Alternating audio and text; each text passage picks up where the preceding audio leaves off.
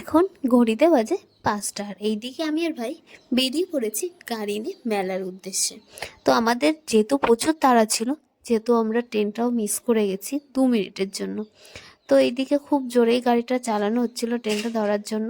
শেষ পর্যন্ত আমরা ধরতে পারিনি, চলে আসলাম একটা মলে। কি করব, টাইমটা তো পাস করতে হবে, এখন 1 ঘন্টা টাইম আমাদের হাতে আছে। তো ওখান থেকে আমরা নিয়েছিলাম ম্যাঙ্গো ঠিক। তো এটার দিকে ভাইয়ের অ্যাপারটা খুলছিল, আর ওইদিকে বিলটা দেখাচ্ছিলাম যে কোটোটা একটুখানি, কিন্তু বিলটা এতটা বড়। তো এইদিকে ও এটা খুলছিল, আর এদিকে আমরা টেস্ট করেই চলে গেছিলাম আবার স্টেশনে। তো স্টেশনে এসে দেখলাম লোকজন ঠিকঠাকই আছে, তো পুরো সন্ধ্যায় হয়ে গেছিলো।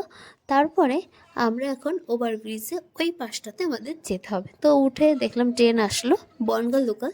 তো তারপর আমাদের ট্রেনটাও কিন্তু গন্তব্যে ঢুকে গেছিলো। তারপরে আমরা সোজা মেলাতে চলে আসলাম। আর এইদিকে আমরা মেলায় যে প্রবেশও করে গেছি, আজ কিন্তু ভাঙা মেলা ছিল, তবুও যে লোকজন যে কম ছিল না, ভালোই লোকজন ছিল। তো যাই হোক, আর মনেই হচ্ছে না এটা ভাঙা মেলা, অনেক দোকান ছিল, একটা দোকানও যায়নি, কিন্তু মেলাটা এত বড় সেই তুলনায় লোকজন একটু কমই ছিল। তারপর 4-5টা ঘোরাঘুরি করে দেখছিলাম কত জিনিস। আর মেয়েদের এটাই প্রবলেম না, দেখলেই শুধু কিনতে ইচ্ছা করে। তো ভাই সবসময় বলছিল এই দিক না ওই দিকটায়, এই যে যেখানে নাগরদোলা আছে ফাঁকা, লোকজন নেই, আমাকে এই দিকটাই টেনে এনেছে। আর এই দেখো কত রং বেরঙের চুড়ি, হেভি লাগছিল। যাই হোক, আমরা মেলা ঘোরাঘুরি করে এবার বসে গেলাম খেতে, খেতে তো হবেই। এদিকে ফুল প্লেট চাও আর একটা রোল আমরা অর্ডার করে নিয়েছিলাম।